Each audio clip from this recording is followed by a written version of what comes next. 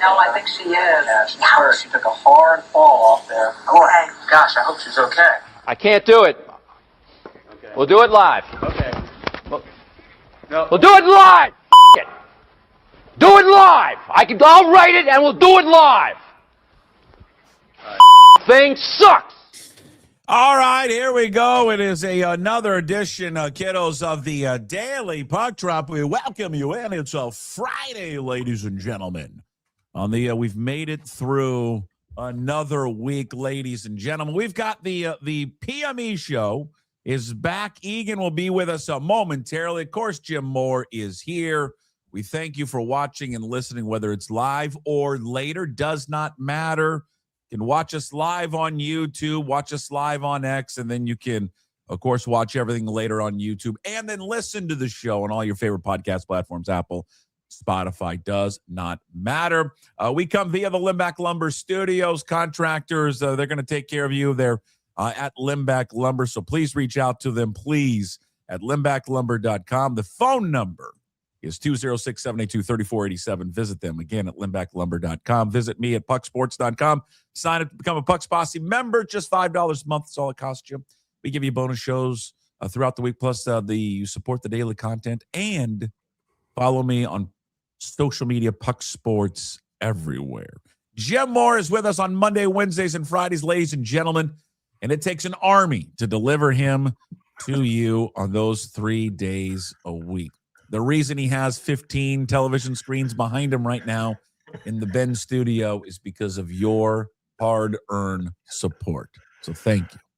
Yeah, that's true. It's also thanks to Rory McIlroy, Justin. Let's see, who the hell was it? Justin Rose. Way to go, Justin Rose. And one other player, Patrick Reed. Also want to thank Brad Brotherton. I texted Brad Brotherton. I'm going to come up to Seattle next week. I'm going to stop in and see him. You should too at Brotherton Cadillac and Shoreline, or Brotherton Cadillac and Brotherton Buick GMC in Renton. Check out the buy it now sales prices at Brotherton that are often lower than MSRP with advertised dealer discounts and bonus cash incentives. It's a great weekend to buy a car. The weather's likely to be horrible in Seattle. Why not just go car shopping, talk to Brad Brotherton, shake his hand, say go Cougs, and have him sell you a car. Or if you want to just hang out at home, visit brothertonauto.com. There you go. That's all you got to do. All right. He's back, ladies and gentlemen, from Milan, Italy. How many pounds did you gain? Woo! Jeez. USA! USA! USA! How are you, boys? Doing well. You look not good, answering. Egan. No, is that XXL or is that what is that? He looks That's a little heavy. XL. You know, I had a lot of pasta, a lot of pizza. That's okay. Got to enjoy life, right? It was incredible. I'm telling you, the folks in Italy put on a show. The people are so. I mean, the food, Jim, just every day. It was really a cool place. The last day I was there, I'm going to tell you guys a story. I go to this old town Italian place by myself. I walk in. The restaurant is empty. Nobody in there. And I say, can I get a table for one? And they're like, uno? And I go, just one. They had one. There's like 60 tables, and they're discussing whether I can get in there. So I sit down at 11:15, and then all of a sudden I notice every table has a card on it.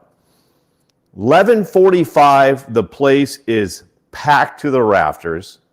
There isn't one empty seat. I felt like I maybe have found an old mafia place because all of a sudden old 70 and 80-year-old guys would come in and they'd head to the back. That's an area I didn't even see. And then some famous actress that I don't know from Italy comes in. She heads to the back. But the coolest thing I ever saw was when you're in a restaurant, everybody's speaking Italian. You're just eating by yourself. Your eyes are just watching the entire room. I'm not joking, guys. I did not see one phone. Everybody just engaged in each other, drinking wine. It's 12 o'clock, having pasta, just focused on who they're having lunch with, just laughing, enjoying it. And I just give him credit. That's living in my book right there. And meanwhile, Egan's videotaping him on his phone. I'm checking my Instagram, my Twitter, and I think they're like, it's only one American. Just let him enjoy his tortellini. He's fine. He's not bothering anybody. So, but okay, Chris, give us an idea of what it's like having a pasta dish in Italy versus a good Italian restaurant in Seattle, say. Well, I'll say this, Jim. The portions in Italy a little smaller, even though it may not look like that. The portion's smaller. It's not like they're offering you a to-go box, but they give you your bread. They bring you, they bring you a little pasta, and it tastes a little different. They don't put a whole lot into it. It's just pasta and a little sauce, and they always offer a dessert with your wine. And here's the thing, Jim, which is tough for me because I'm a guy that starts his day with a list where I'm going every minute. It's literally dinners in Italy, 2 to 3 hours.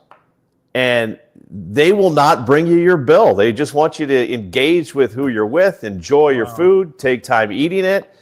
And there's many times where you get like 14 TV reporters are all thinking about live shots, what they got to do, and they're all starting to get fidgety. But they just sit back and enjoy life a little bit more, I think. Favorite moment from the Olympics? Well, I mean, it's easy for me, guys. I've been covering sports since, started at PLU in 1991. And the 3-day span of watching the women win gold to watching Corinne Stoddard go from hell to earning a medal to the final day there for me, getting picked to go to the U.S. men's hockey game. A lot of people don't know this.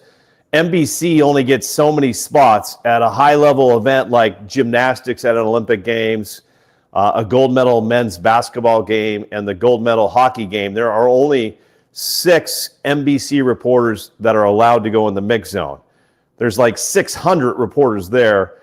So first to get picked as one of the 6 to be in the mix zone was an honor, was a thrill for me. And then to be at that game, to watch the entire thing from start to finish, to the intensity, it was 75%, guys, whether you're watching it at home, if you can believe it or not, 75%, I believe, Canadian crowd to U.S. crowd. But when you get the U.S. chants going, the Canadian chants going, I mean, for the Canadians, that was their Super Bowl. Their fans were just so into it. It looked like they had the edge after they scored that goal. But for the U.S. to somehow get out of there with that win, I've never seen anything or felt anything like that. I'll be honest with you. I mean, it was just unreal to me. So, Chris, what was the general feeling? Forget whether you were rooting for Canada or rooting for the USA, but from an impartial observer there at the arena about the 3-on-3 in overtime. Yeah, I think it's mixed. I think after the fact, I think a lot of people complained it took away the beauty of hockey, the 5-on-5, Jim. But as they were breaking into overtime, there was many Canadians around me that says this is for us. This is an advantage to us. The Americans don't have 3 skaters that can match our 3 skaters. We have better skaters. And you saw that right out of the gates. The first play in that overtime, Connor McDavid, arguably one of the best in the world, goes right at the goal and thinking he's going to win this on his own. So before the overtime, there was no complaints for the Canadians. After the overtime is when the complaints started coming in. I had no problem with it, Jim. I thought, you know what? This has been a very long game. We had 2 hours to get there before the game. The intensity was high. Let's try to finish this thing in the next 10 minutes. So I was okay with it. I mean, here's the thing about it. I mean, if they're complaining about it, they should have complained about it a year ago. They won in the same scenario. Yeah, and they won in the same scenario of the tournament in which the 4 nations won. They won that way, and part of the reason they did it too was from a time constraint. They can't have it like it's in the NHL. They had to wrap it up because it was the last event before the closing ceremonies. It's just the way it is. It's the Olympics. They don't have as many ice rinks, and it's just a time constraint thing. I liked it. I thought it was enjoyable. I don't really understand the uproar about it. Actually, the only thing, Puck, that I think if I was to go back and change is I would maybe look into possibly moving that game to Saturday, moving it to more of a later start on Saturday. That would have been better for the West Coast instead of getting up at 5 a.m. It could have been more of a noon start. They could have done that. Instead, they had the bronze medal game. I think it was Finland against Czechia. Not Czechia, guys. Czechia. I think that was the Saturday night game, was the bronze medal game. Maybe you move that earlier in the day on Saturday. Then again, NBC sitting on the highest rated sporting event ever that started before 9 a.m. on the East Coast. So they had their highest ratings in over since 2014. So I don't think they're rethinking their decision to have the game at that time anyway. So they're doing just fine after their massive February. Okay, Chris, as far as in-person sporting experiences go, was that number one? Yeah, I mean, Jim, to watch as a Seahawks fan, to see the Super Bowl in New Jersey, them get that first Seahawks win was pretty incredible. But there's a moment during the U.S. game, and this happened in the women's game too, where you're surrounding yourself with your colleagues from other stations. So you're watching with Boston, you're watching with Atlanta, you're watching with Chicago, you're watching with Bruce Beck, 50 years on NBC Sports in New York City, and you're realizing how big the magnitude of these games are. It's just not Chris and Nico and Aaron Levine and Puckett and Jim Moore rooting for the Seahawks. Now you have every single major city in the United States rooting for one team and covering one team. Where, when the Seahawks play the Patriots, it's basically Seattle versus Boston. And then everybody else is just kind of enjoying it. Now it's just everybody's rooting for this Team USA. This was maybe the most impressive thing to me of that game. Not most impressive, but another thing that just tells you the magnitude, Jim. To the left of me, there was two exact same studios. It was the Canadian, what's the main sports network? Is it TSN in Canada? There's the C-Bud, or TSN's the sports one. Okay, so it's TSN. They have two exact same studios, two of them, back to back. 4 anchors on one, 4 anchors on another one, 10 people doing cameras, 10 people doing cameras, and they're going on at the exact same time. And I'm like, what the hell is going on over there? It's the same company. And they're like, Chris, one's in French, one's in English. I mean, that just tells you the magnitude of how big this is up in Canada. I mean, they had their major network doing 2 different broadcasts at the same time, one in French, one in English. For Jim, honestly, to answer your question, it's going to be really tough for me to top that one.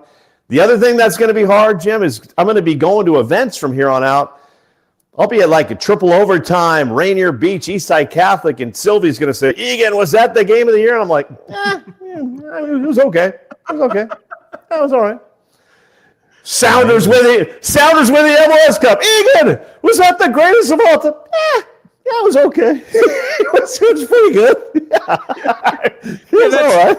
And that Stokes kid at Rainier Beach, he just run of the mill. Yeah, it was all right. Yeah, sure. It doesn't get, that's the thing about that sport, right? It just doesn't get much better than that.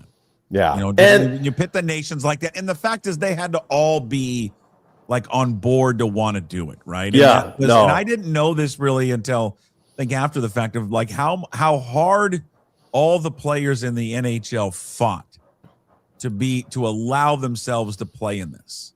That in their collective bargaining agreement, like they were adamant that they had to be allowed to play in international play, and specifically the Olympics. And yeah, I think you counter that with a lot of what happens over here. Do you get a great buy-in on other sports? I would say, because everyone wants to compare it to the NBA. I think people forget the last Summer Olympics, how incredible the gold medal game between the U.S. and France was. Yeah, I'm gonna go back and watch that and read about that. Was one of the best basketball games. Is that Charlie? Charlie agrees. Charlie agrees with you, Puck. Yeah, Charlie obviously agrees with you. Jim, what are you watching in the background? I see 2 naked men on your television. Are you okay? Or I think it's a commercial. I'm watching. Okay, just making sure that's a commercial. You're not watching from the like Cognizant Open. No, Hey, can we get Charlie? Charlie, come on. Can we get Charlie to shut the F up, please, on the show? We got a show here. Puckett Puckett. excited that Chris is home. Yeah, I know. It's been a long time, Jim. When is Sylvie making you go back to work? I'm not back till Monday, so I got some days to get the jet lag out of the system. Enjoy some. I will say this: it's good to get some protein back in the system. I can see why they have bidets there, guys. I'll be honest with you. It's good for you. Okay, so how many Olympics have you covered, summer and winter? That was being at the games. That was my fourth one at the games. I mean, I've probably covered 8 to 9 pretty intensely, but that was my fourth one there. And Puck, real quickly, and I'd love to get your guys' thoughts on this because it was Austin Matthews, I believe, after the game that told me, because it's great thing is you have to interview everybody if you're one of those six reporters down there. And he said that will be the best game I've ever played in my life for a couple factors. What was at stake, the amount of talent on the ice. I mean, you could look at Canada and say Hall of Famer, Hall of Famer, Hall of Famer, Hall of There's Famer. 9 And Hall of Famers on that team. And also the fact, guys, is when you get to Stanley Cup, a lot of these guys, their legs are tired. They're not as fresh. You have injuries you're dealing with.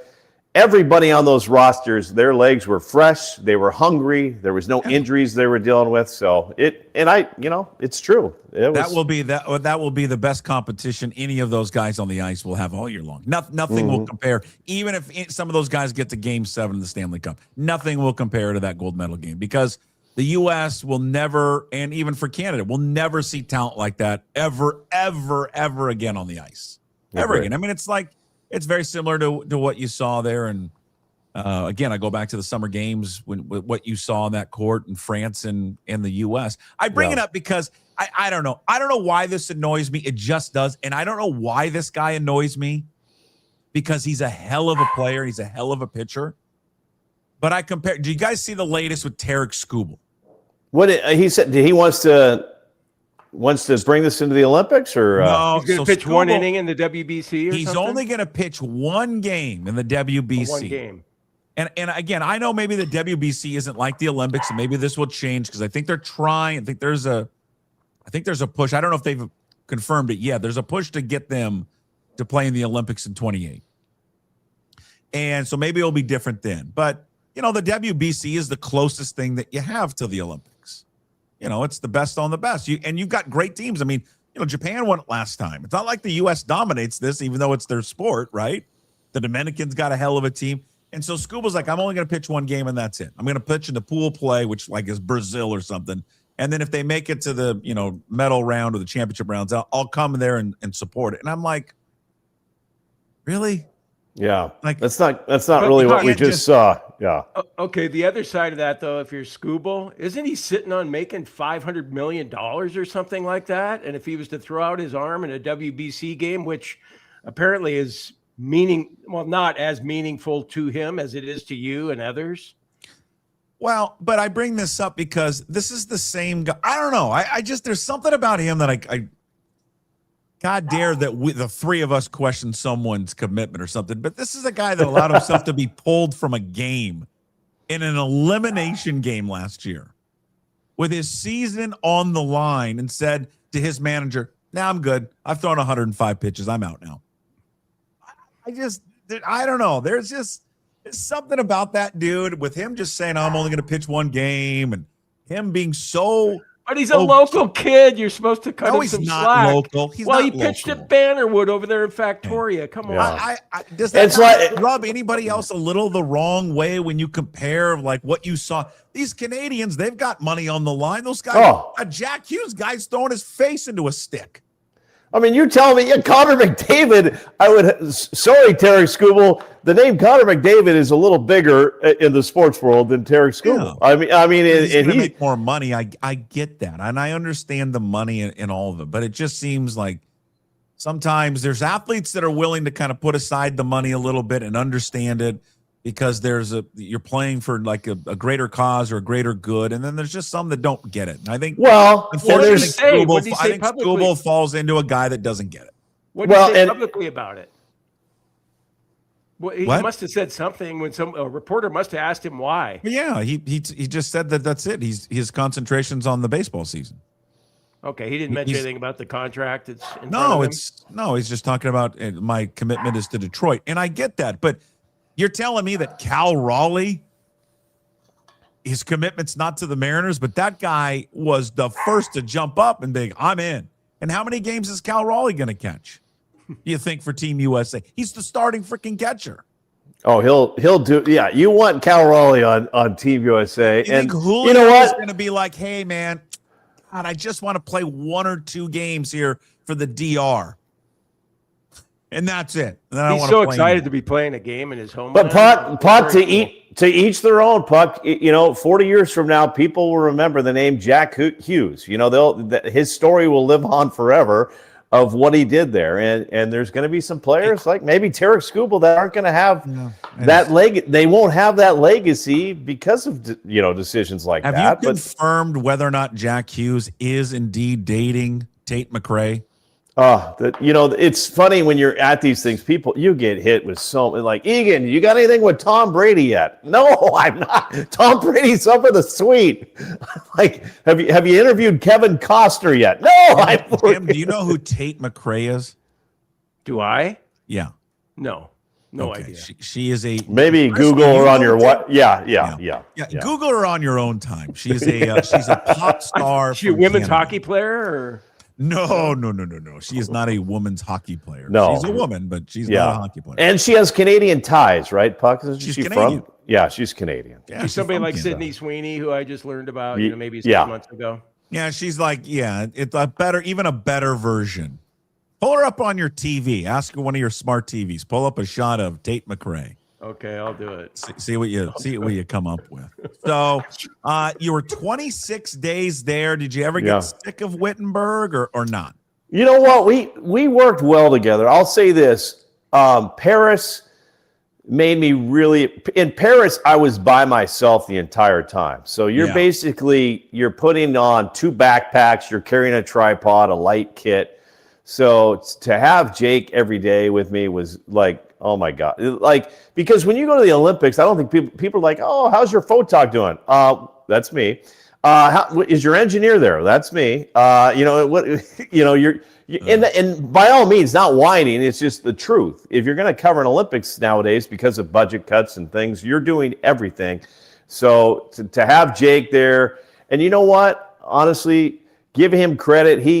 There was one day where we didn't have a ton of events. He's like, well, let's go to Venice. Let's get on a train. And yours truly, the list maker that goes through things like that, wouldn't have been on my list. So good for you.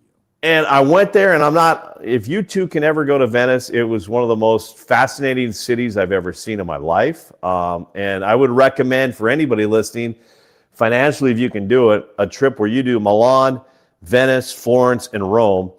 And it's really easy to get around. You just get on these super trains, and it's 2 hours, you'll be in a new city, but maybe you spend 2 to 3 days in each one of those cities. And I know for sure it's something I want to plan with my wife, because it's just great to visit other countries and to see the history, and these buildings, are just, it's incredible. We just don't have, we have the Meeker Mansion in Puyallup. You go to Venice, and you're seeing downtown Puyallup's nice though. You got a nice park there by the library. Sure. The park with statues were built in 1973. Yeah. Great. We're dealing with a different level of history there in Italy. So. I did notice that every time we saw a picture of you from Italy, there was always just a very large glass of red wine in one of your hands. Yeah. And I'll say that you gotta sweat this out a little bit for a few weeks. I know. I got to sit in the sauna. I've got to do some running. I haven't played pickleball in 28 days, so I need to do that a little bit. But it was a great experience. I will say this, guys. Maybe the most depressing part of the whole trip. Maybe I mentioned this before. Is watching the Seahawks at 4 a.m. in a bar. That was rough. That was just tough. It looked like a good bar. But let's be honest. Nobody knew anything about the Seahawks in that bar. Yeah. What'd you average a night sleep-wise? And I would set the over-under at 4.5. That's right. That's about right, Jim. Yeah, 4.5, 5 if you get lucky. I mean, there was many nights where you'd probably get done with your event at midnight, and then by the time you get out of there and you get on the train, you're getting to your room at 2:30, and then you're starting the day at 7. But I mean, there was one night, and I want to pump her up because I don't think I did, Puck. We talk about Corinne Stoddard, her story on this show? May have. I can't remember, but remind me. She's a speed skater from Federal Way. Grew up. She first learned at Patterson's West in Puyallup. Then she went to Tiffany's in Puyallup. Then she went to Patterson's West in Federal Way. Was kind of trying to follow the footsteps of Paula Ono and J.R. Selsky. She came in as the number 3 short track speed skater in the world. She was in 5 events, and I think a lot of people thought she was going to medal in 4 out of the 5. Day 1, she's in 2 events. She falls 3 times, doesn't make it out of the first round, is crushed. Her second day, she falls again. So now she's 3 events in. She's fallen 4 times, and is just literally crushed. She puts out an Instagram post apologizing, saying, I am sorry, I just didn't think I'm handling the pressure of these Olympic Games. I'm failing. It was just like, come on, man, you're at the Olympics. And then her 4th race, it was a relay. Another girl on the team falls, brings her down. So she's down to her 5th and final event, which wasn't even her best event, which was the 1,500 meter. And I said, you know what? I said, win or lose, I'm going to be in that mix zone for you. And she responded back, okay, blah, blah, blah. And Jake was up with her parents who just can't even watch. I mean, think of these parents, how many millions of dollars and millions of hours they've spent to get their kids there. And she gets through the first quarterfinal race. She wins it. We're like, okay. She gets through the semifinal race. She takes 2nd, advances to the finals. And I felt like watching the finals like I was watching one of my kids. Like, I've never been more nervous in my life. And I think it was the Koreans maybe went 1-2, and she took the bronze medal. And I've freaking never been more excited for what an athlete I've covered in my life. Run down to the mix zone. She's like in tears, hugging me. And just, I don't know, it was just a story that didn't make it like the U.S. men's hockey team or the women's hockey team, but I thought it was pretty cool. This kid was knocked down, beaten down. She basically said she was in her own hell, and she found a way to get out of it and won the first women's short track speed skating medal in 16 years for the U.S. So it was a pretty cool story. Local kid, can't give her enough credit. Great kid. Well, that's awesome. Everything that went into that and what she had, the falls that she had leading up to it, because typically if you get a bronze, you would sense that there'd be some disappointment associated with that. But nice to hear that she saw the bigger picture in that. Yeah, no, 100%, Jim. And I think that's when you realize how hard it is to earn a medal. There's a girl from Jackie Wiles that trained at White Pass, and she's had 14 different surgeries on her knees over the past 10 years. And she medaled for the first time in these Olympic Games. And I think it was a bronze medal she won. And just the excitement these kids get just for, we put so much emphasis on, if you're not first, you're last. But to see these guys and gals up on the podium was pretty cool. Hey, when you were gone, I don't know if you've seen this. The Seahawks won the Super Bowl, but do you know they're for sale now? I heard that. I heard that. Sale. And listen, there's one guy that we're trying to promote on this show to buy the team. Is that my older brother? Huh? Is that my older brother? One guy. And on yesterday's show of KJ Arntz with Mitch Levy, this is the guy we're trying to get to buy the team. By the way, real quick before you, Steve Ballmer, you said Mitch Levy, the number 1 Syracuse alum. Number 1. I showed that tweet, by the way, at the airport to Mike Tirico. Yes. I don't know if you've heard that name, and he also went to Syracuse, and he's like, huh. That was Mitch's peer advisor. Oh, what? And I don't think Mitch is a big fan. Okay. All right. I agree with you, buddy. Steve Ballmer. Well, here, listen to Mitch talk about Steve Ballmer on yesterday's show. Ballmer have any desire to do it? Because Don't ask me questions that you're going to ask me to talk for him, because I'm not going to talk for him. I don't want you to talk for him. Well, yes, I do. You kind of do. I understand the position I'm in. He's been a friend for a long time. I just think that he would be, and I've told him this, and this I'm not hesitant to tell you and whatever audience we have. It's dwindling. I told him it would be not only a great opportunity for him, his family. I think he would be a dream situation for Seahawks fans. I really do. The guy is Seattle through and through. Loves Seattle. Loves sports. The brightest guy you'll ever meet. He would be an absolutely perfect owner for the Seahawks. So again, that was Mitch yesterday. For people who don't know, like he's been friends with Steve Ballmer for a very long time. How about that? Wouldn't you like to rub elbows with a guy that's worth 150? What is he? I don't even know how much he's 16, 18, 20, 100. He's doing doing okay. He's doing okay. What is Steve Ballmer's net worth? I agree. Listen, I don't know. None of us know who's going to buy the team, but I'm telling you, I just think Steve Ballmer would be sensational. Ballmer with his energy, his, what he built that stadium down there in LA, and just he built it for the fans and for the players. I think he would be the perfect transition. I could see Steve joining forces with a group over at Microsoft. There's a lot of folks at Microsoft that got a lot of money. Maybe they including your older brother.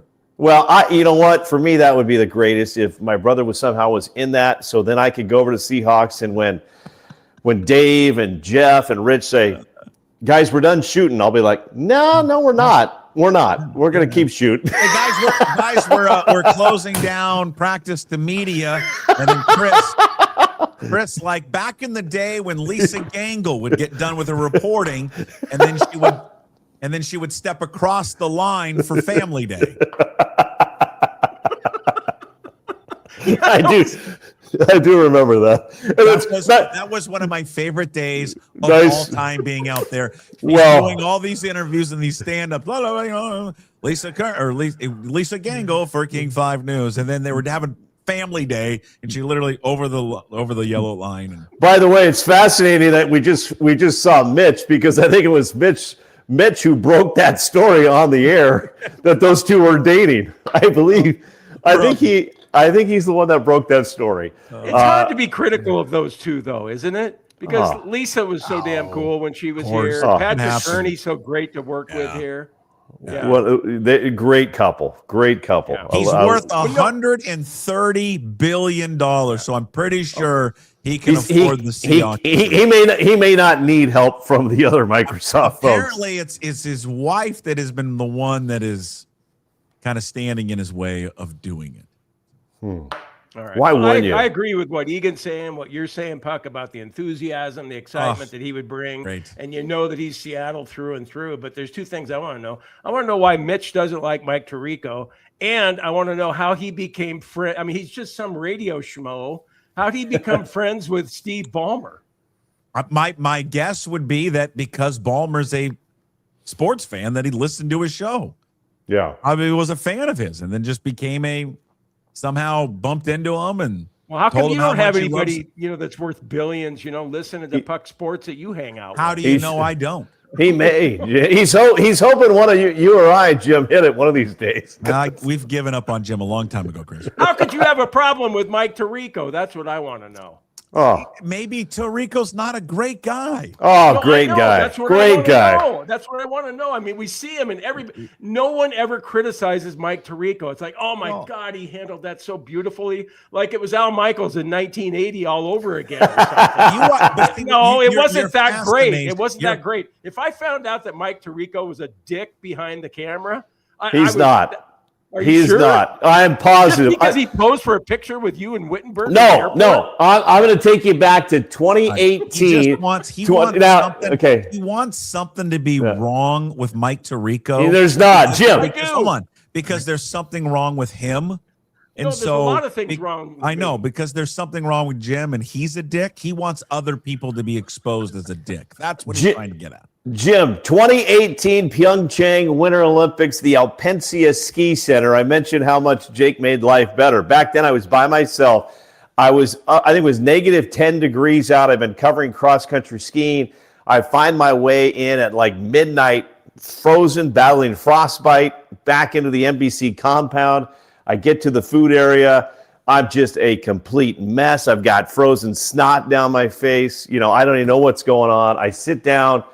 And literally, it's Mike Tirico that sits down next to me. I still remember this, I think he's just like, "Oh my God, this guy's been through a lot today." He looks like a homeless person. yeah, I mean, pretty much. And he's just like, "Hey, buddy, anything you need? You want me to grab you anything up there?" And literally, he just sat down next to me and ate, and we talked. And I was like, "Going, all right, this is a cool dude." I mean, this is no cameras, no vertical videos, nobody cares in the world. It's midnight somewhere in Pyeongchang, South Korea.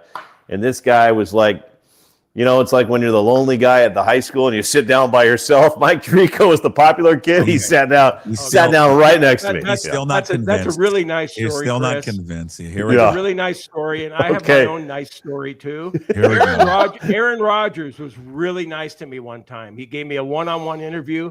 I've been an Aaron Rodgers fan ever since. But the rest of the world thinks he's a dick. Okay, so Mike Tirico, I want to know why Mitch Levy thinks Mike Tirico's a dick. First of all, stop. You're putting words into his mouth because he never said he was a dick.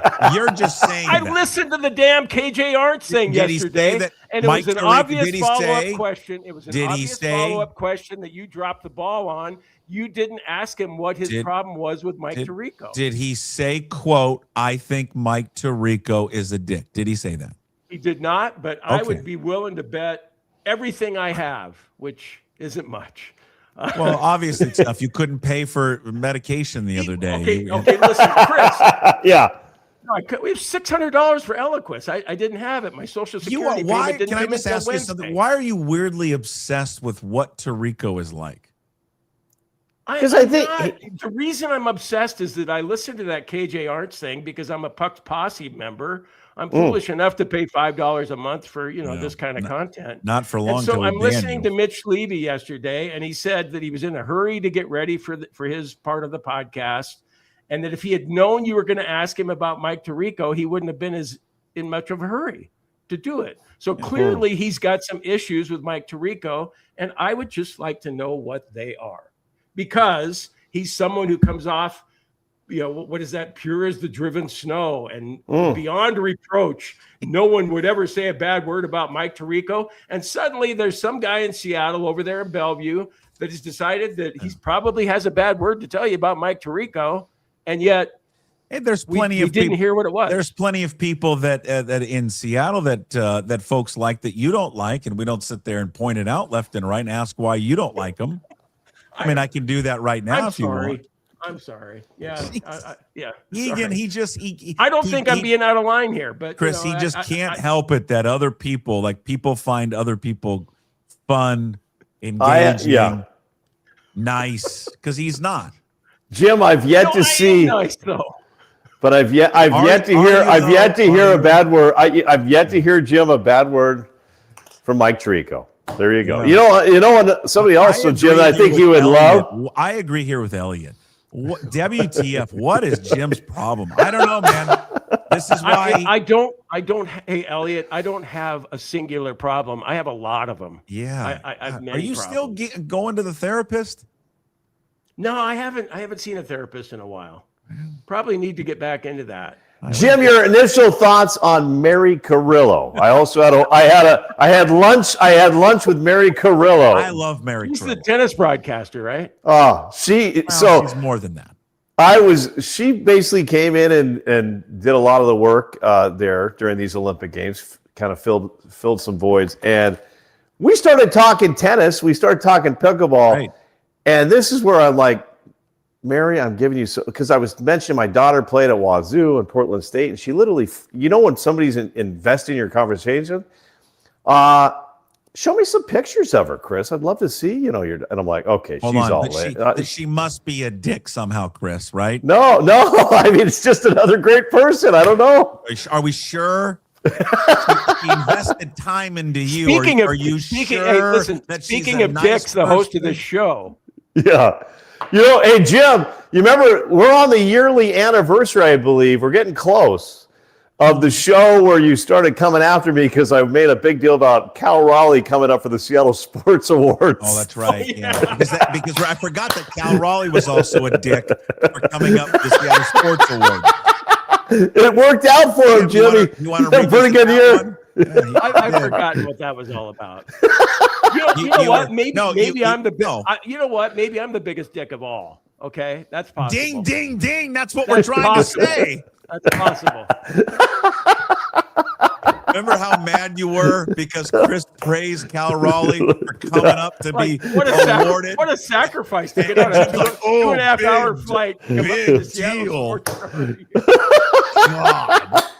I'm just like, I think he could have a good season. Oh, yeah, because he came up. Just because he came up. I mean, this really is you. This is a you. No, people who know me would say that I'm generally a nice guy. I don't know. Say that. I would say that, Joe. I come across like a dick sometimes. No, I remember earlier this Egan year. doesn't come across as a dick, but Puckett can. Remember when he got upset about Wittenberg because Wittenberg had shown the coin when it was on tails, and he's like, he deserved to be blocked for that. And look what I found here in Toronto. Oh man, he's a mean person. I don't care. You can trash on me. Go ahead. You're just mean. Fine. I just want you to acknowledge that you're a mean person. No, I'm not acknowledging that. It sparked my curiosity when someone, is like the pure driven snow, Mike Tirico, and yet someone has an issue with him. I'd like to know what it is. That's all. Did you? That's all. Chris, when you were away, now I know you've spent some time down in this area. Did you see today is the start, and you're probably aware of this, Jim, I'm not sure if you're aware of it. Today is the start of the round of 12 for the basketball tournament. Well, aren't they 16? Aren't they still like 18? Yeah. No. Is it 16 or 12 right now? Well, I think they are getting down to 12 to go to the Tacoma Dome. Yeah. So I think it's 16. So today is essentially the first round. Taking place. So today and then tomorrow, games taking place all across the state.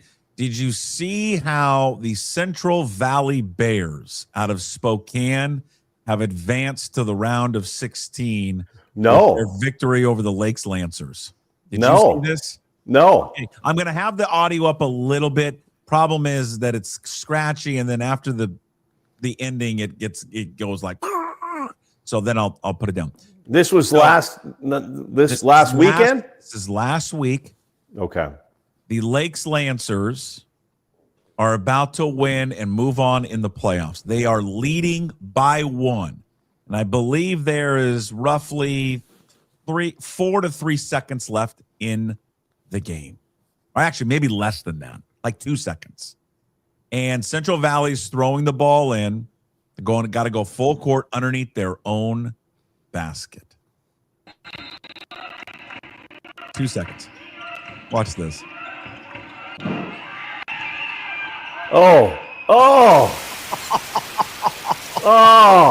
2 seconds. They throw it full court. The guy tips it back. Guy catches it as the ball's tipped back in the air, throws it up from the top of the 3-point line just inside, and he banks it in. And that's how the Lakes Lancers lost and the Central Valley Bears won. That is how as a coach, as a senior on that team, it's got to be brutal. Brutal. Absolutely brutal. Man. That's cool to see that. I hadn't heard about that, but midair to bank that in the way he did. Now, just watch this again, man. Again, the audio is anybody guarding the inbounds? Or we'll take a look at this. No, and that's the thing. I don't understand coaches that do this. Why they don't guard the person. Put a hand up, right? Get a hand up on that. Get your tallest guy and just make it hard. They allowed this kid to just sit there and have a free throw at it. You put a safety back. Yeah, you got to have, boom, tipped. It was a Lakes guy that tipped it too. Oh, that's boy. The worst part. The Lakes kid looks like he was trying to do the Hail Mary thing in the end away. zone, trying to knock it down. I also saw another video today. It's not from our state, from I want to say Illinois or something, where a team was up by 2, and I think there's a 0.2 left, or half a second left, and the team that's up by 2, they're fouled at the free throw line, and for instead of making the next free throw, they just miss it on purpose, right? Just miss it on purpose because there's not enough time on the clock. Misses it on purpose. Boom, game's over. They miss it on purpose. The guy gets it. He takes one dribble, and one of the guys who missed the shot on purpose fouls him. Fouls him. Putting up like a 70-foot shot. Goes to the line, hits all 3 free throws. Game over. Oh. God, you feel awful for the kid who fouled that kid because he'll go the rest of his life thinking about that. Yeah. Who do we got, Puck? Is it Richland in the 4A and Rainier Beach in the 3A on the boys' side? Are those the favorites? I don't know about the 4A. Is Richland the 4A boys? Yeah. Isn't the number 1 seed Mount Si? Mount Si or Richland I like because they wear the old school green and yellow sweatpants with the stripes. They've never changed their name. They're the Bombers. They'll always be the Bombers. Yeah. I don't see anybody taking out the Rainier Beach Vikings, who are playing the Bellevue Wolverines tonight. So, yeah. So, Puck, you've seen him in person quite a few times, or at least a few times. Stokes, far and away the best player to come out of here. Out of the state? Yeah. Oh, I mean, I don't like really. Far and away. I never saw Jamal. Not far and away. No, I would say when you look at the body size of Paulo Banchero, Stokes doesn't have that big, huge body. And Paulo Banchero, we're talking about NBA Rookie of the Year, and he's just getting going. He's going in the. Jamal Crawford. Banchero's a better player. Yeah, Jamal Crawford, Zach LaVine. This state has produced some talented players, and I would argue this. I think it's great he's playing at Rainier Beach, but let's be honest. He's been here. He's not even going to be in this state for over a year. No. I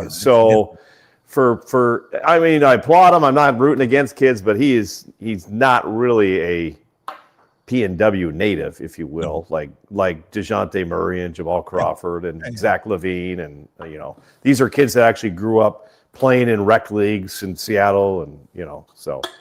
But he's good. He's good. He'll be in the NBA, no question. He's a phenomenal player. He spends too much time yapping at the officials and complaining and flopping like LeBron James. But what's his likely college choice?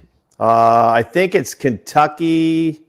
Every game I've been at, there's been a representative from Kansas there. Kansas, Kentucky, and then I think correct me if I'm wrong. Is it like Oregon? What's the third? Washington in on him?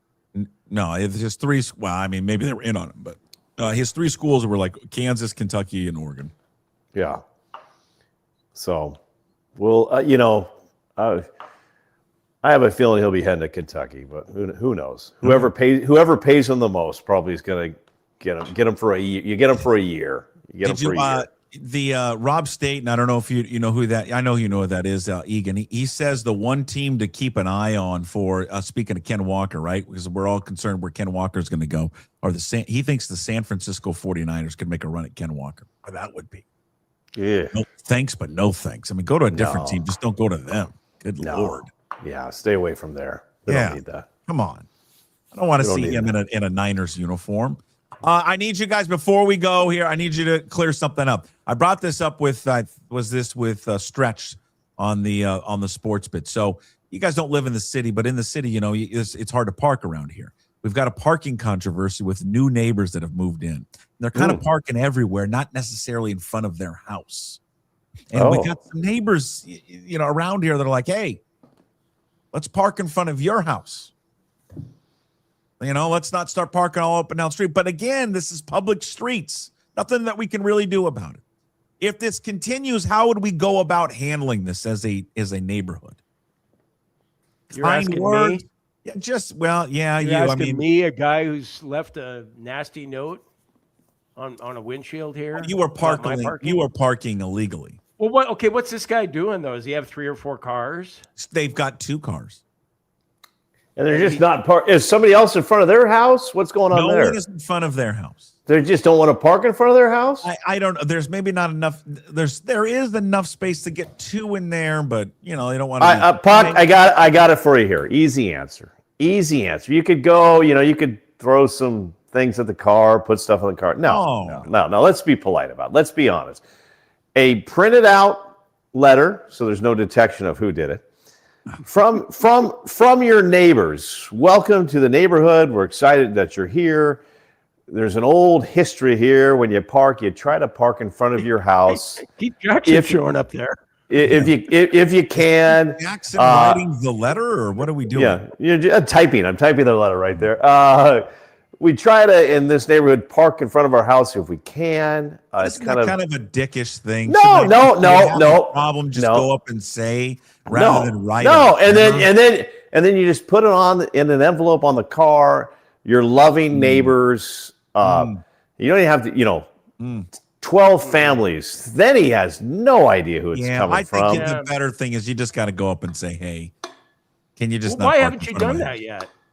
Huh? Well, I don't know. How do you because you're new to the neighborhood, and I don't want the first thing to say. You were Mr. Tough Guy giving me advice on what I should do when I had that problem with my neighbor.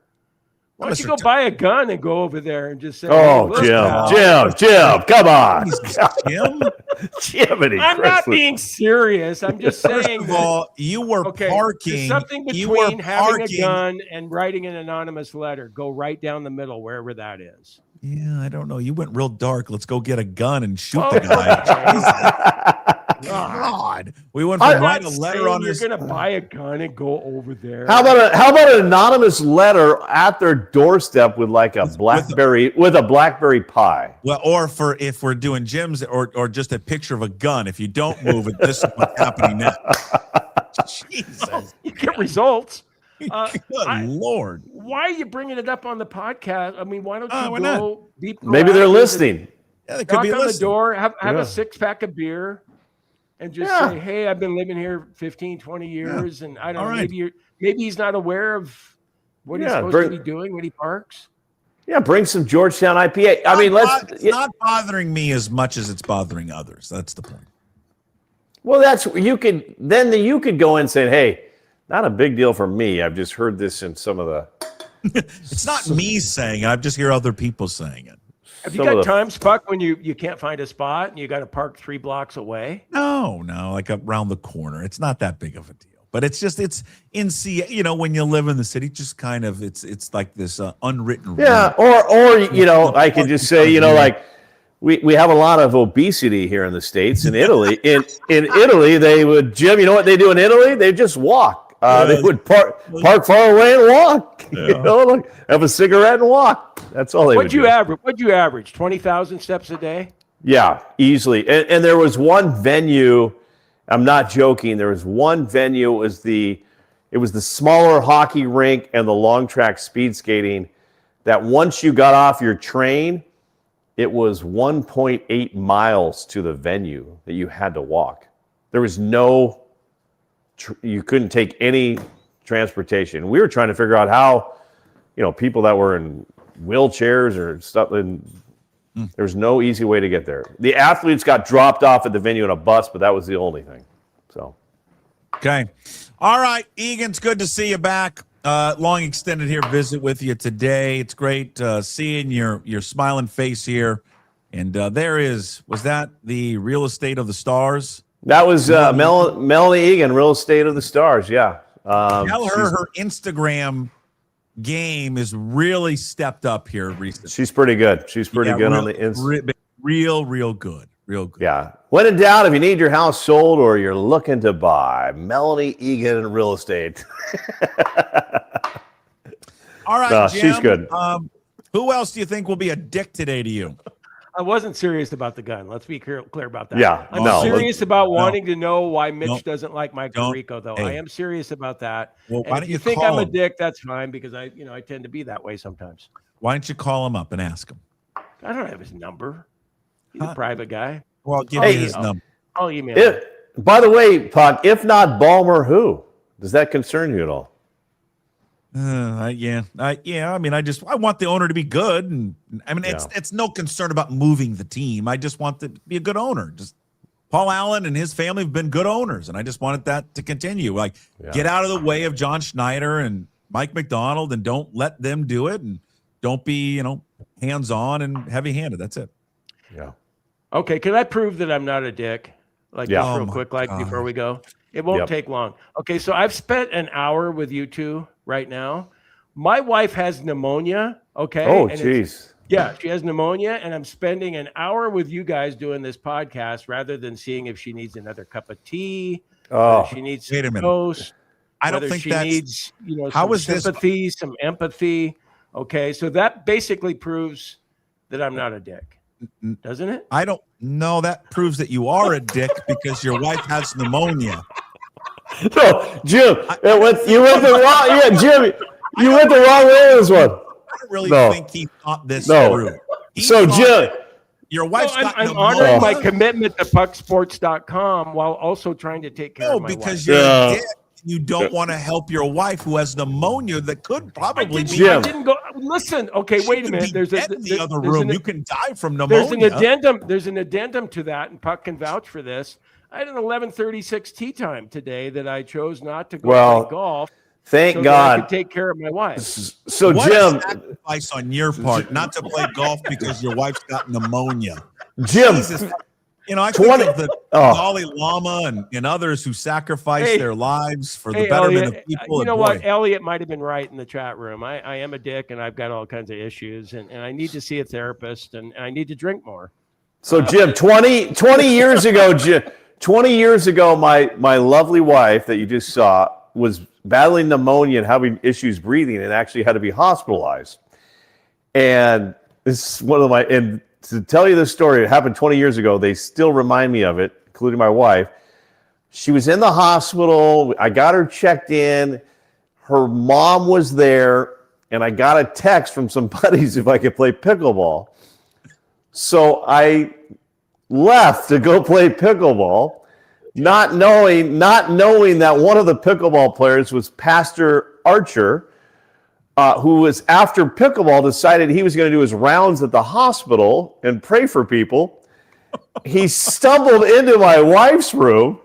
And at this point, I was just going home to clean the house and take care of the kids. The wife did not know I was playing pickleball. He goes into my wife's room and says, "Oh my God, I was just with your husband playing pickleball. Let me pray for you now." 20 years later, Jim, I'm still hearing crap for that day. So thank God you didn't go golfing. I'll say that. Okay. All right, boys. That's a great story, Egan. That is a great story. Egan, thank you, sir. We'll see you next week. Jimbo, have a great weekend, and we'll see you next week there as well. We'll see you on Monday. Okay. Appreciate it, boys. Okay. See ya. Yeah, there they are. The PME Show every Friday. Boy, you never know where that's going to go. Never, ever, ever have any idea where that is going to go. Big thanks to those guys. Hey, before we get on out of here, I want to promote Puck's Posse shows this week. And again, your $5 a month to support the Daily Puck Drop and Puck Sports. Again, all of it for, the daily content we do, but also shows that we give out every single week. Sports Pit with Matt Stretch Johnson, again, comes out on Tuesdays. Our latest Inside Pitch with Ryan Divish out on Wednesdays, and yesterday's KJ Arntz with one Mitch Levy out right now. Just go to pucksports.com to sign up. On this day is brought to you by Hive Social. You can stop the doom scrolling, get in the game with Hive Social, the official social meetup app for Puck Sports. Download the Hive Social app on iOS and Google Play. It is free. That is Hive Social, HYV. Social. Invite your friends and fellow sports fans to Hive Social on this day on February 27th. Let's give a few happy birthdays out. Actually, one big happy birthday. There's several, but this one's, I think, the biggest one. You golf fans will probably know this name. Some of you may not. But happy birthday going out to Gene Sarazen, who would have been 124 years old today. He passed in 99 at the age of 97. He was nicknamed the Squire. He turned professional in 1920. He went on to win 48 times, including the 1935 Masters. We will circle back to that in a second. 3 PGA championships, 2 U.S. Opens, and the 1932 Open Championship. One of just 7 golfers, along with Ben Hogan, Gary Player, Jack Nicklaus, Tiger Woods, and Rory, to win each of the 4 majors. He's been given credit to inventing the modern-day sand wedge, by the way, which I did not know that. Now we circle back to the 1935 Masters win. He hit in that tournament in 35. The shot heard around the world on the 15th hole in the final round of the Masters. He hit a 4-wood, 232 yards into the hole for a double eagle. At the time, he was trailing Craig Wood by 3 shots. He then tied him on that hole. He would finish with pars on 16, 17, and 18, force a playoff. It was the next day. Back in those days, it was on a Monday. They played 36 holes. He ends up winning by 5. So the Saracen Bridge, by the way, when you watch the Masters and when they reference that, that is, of course, named after Gene Sarazen for what he did on 15. On this day, February 27th, again, brought to you by Hive Social. Download the Puck Sports official social meetup app there on Hive Social from iOS and Google Play.